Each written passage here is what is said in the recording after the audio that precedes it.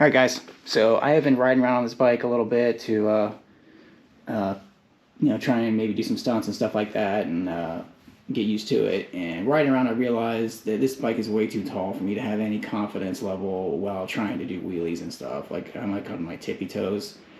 So what I did is I bought a lowering seat from Seat Concepts, and I also bought a Kuba lowering link for the bottom of the bike, the suspension. And what I'm going to do in this video is do some measurements before and after, and just see what the total lowering is, and hopefully I can get it a little bit lower so it's more comfortable for me to attempt things. So right now I have a tape measure up against, and you can kind of see it's right about 35.5 inches at the lowest part of the seat.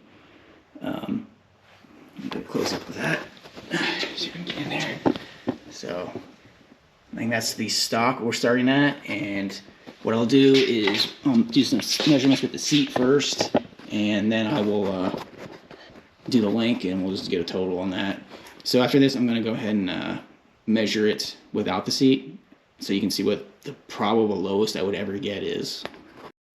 Alright, here it is with no seat at all, and you can kind of see the best I would ever get is 33 inches. You can kind of see that there.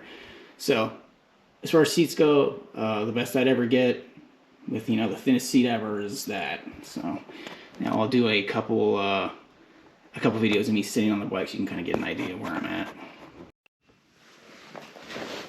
Alright guys, this is me on the bike, stock as it is. How much it sinks down for me. You can see I'm kind of like going back and forth between my tiptoes. I'm about 5'6", 5'7"-ish. So you can see it's pretty high for me. So I'll go ahead and put take the seat off completely. You can see what that would look like.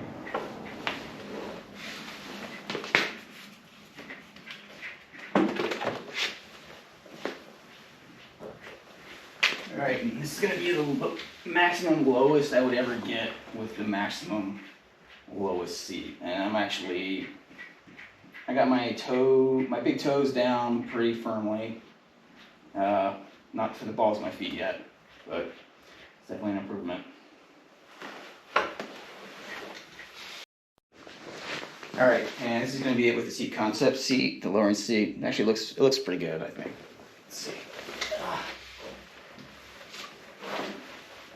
Okay, so now I got both my toes down, big toes down, but I'm still, they're pretty pointed. So it's not a huge difference. It's definitely more comfortable, I'll tell you that, and it looks better. So it's worth, I don't know if it's worth the money just for that, but there's a small improvement. It's not that noticeable. So.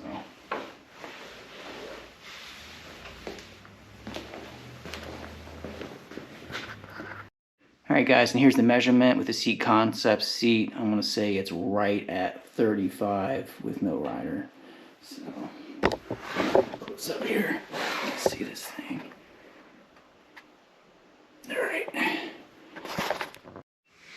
Alright guys, so I got it up on the front wheel chock, and I've also got it jacked up in the back on a little crossbar that's just behind the bash plate, so it's not actually sitting on the bash plate at all. I'm just going to go through the install stuff really quick, because I just want this to be about the measurements, really. But so this is a T50, and this are T40s. They're on both sides. I have to take them off so we can get to the bolts we need to remove to change out the link. Alright guys, so I got both of the foot pegs off.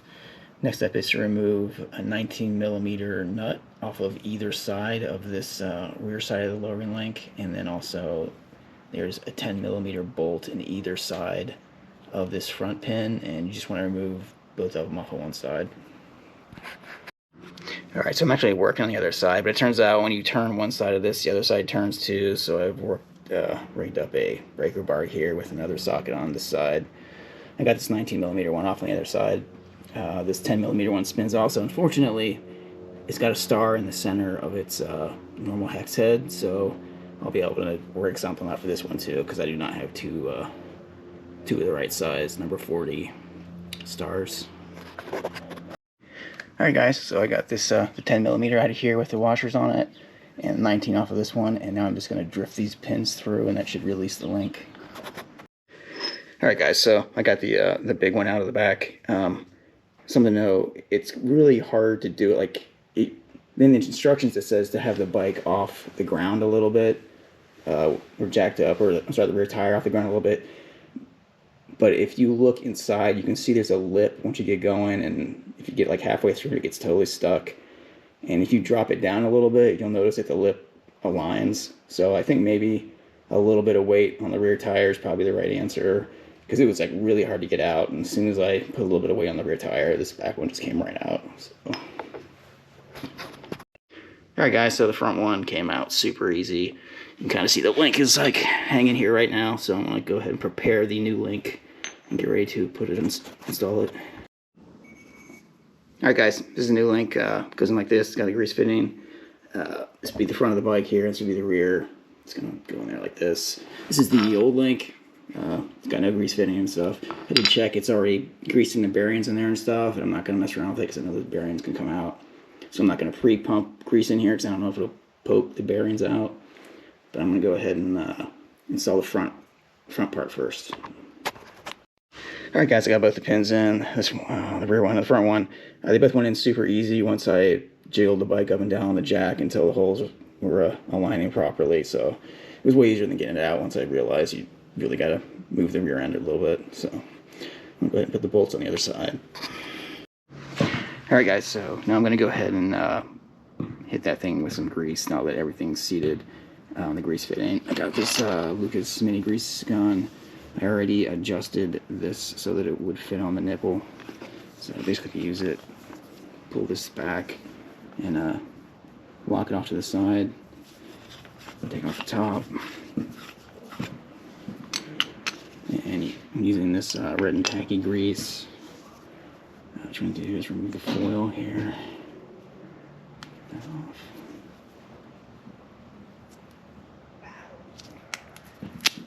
Alright. And then you remove the plastic cap off the bottom. The cap side goes in first. Just back on.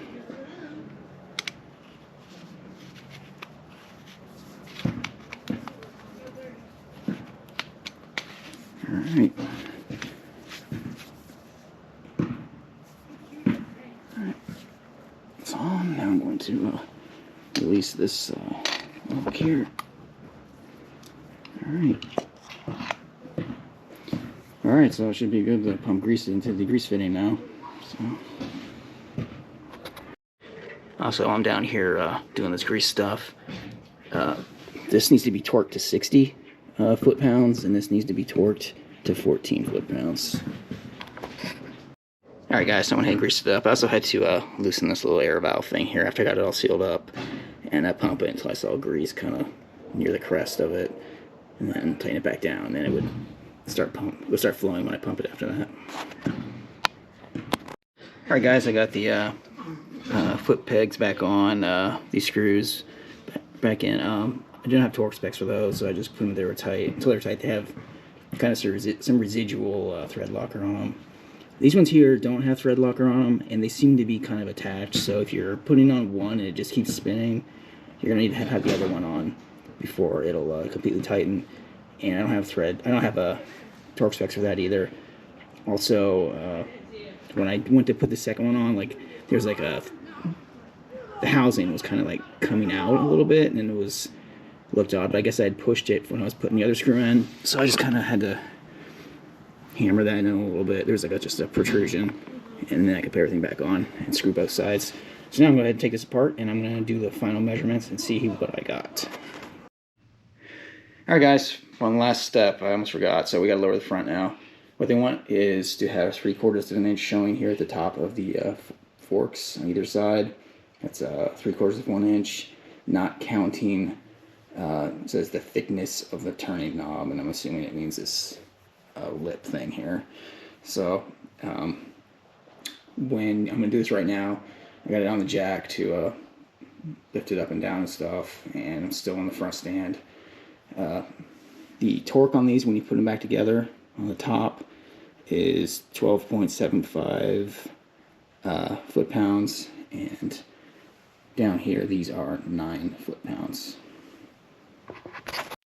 Alright guys, so I loosened up all the bolts, and I'm adjusting the weight that goes onto the bike using the jack from below, and I'm using this device here to check. Right now they're both level. If you want one to come up a little bit more, like you can see I have that mallet because it's not like a direct hit, but, or you want one to, if you want the triple clamps to come back up some, what you want to do is like bang on the top of the shock and it'll slide down in a little bit.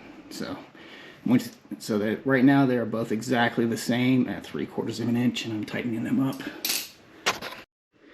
Alright, everything is torqued back down. You gotta like go back and forth on these because they're like a clamp and they change the pressure on each other when you tighten one. So yeah, these are 12.7 and these are 9 foot-pounds. I also measure the distance between here and here on both sides to make sure it was even, make sure there's nothing weird going on, shook the bars around. Everything's settled, looks good, so I'm going to go ahead and get this off the front stand here and do the final measurements.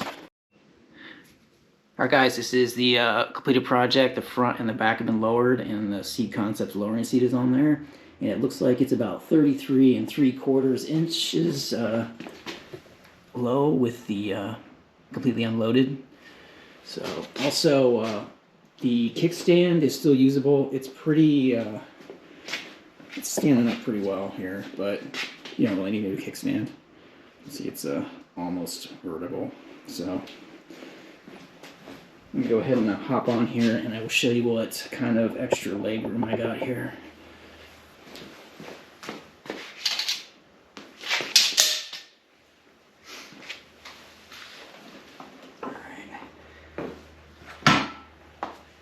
Alright, so I have pretty much the balls of my feet down right now.